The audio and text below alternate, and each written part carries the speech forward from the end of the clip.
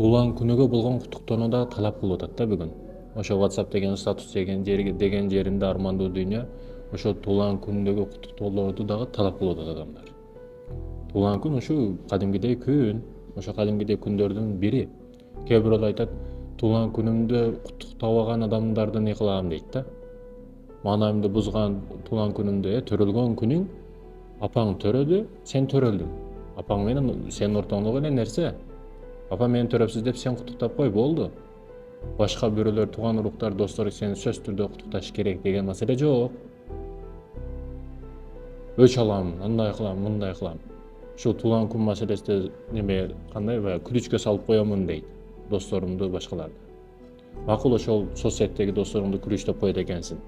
Сага жаза албай турган кылып, чала албай турган кылып. А сырттагы адамдардычы? Мен мисалы соц сеттерди көбүн колдонбойм. А соц сетке кирбеген адамдарды кантип жазалайсың? Ар бирин барып өлтүрүп чыгасыңбы? Не кылып чыгасың? Ошондуктан адам кенен ойлуу болуш керек. Армандуу жашоо кыйын боло турган болсо, сен дагы кыйын бол, оңой болбо, жеңил болбо. Жеңилтек болбо, кыйын бол сен дагы. Ошондуктан мекендештерим бул маселеде ойлонуп ойгонушубуз керек. Баягы арзыбаган туулган күнүндагы бир нерсе майрамдар үчүн таарына турган учур эмес азыр.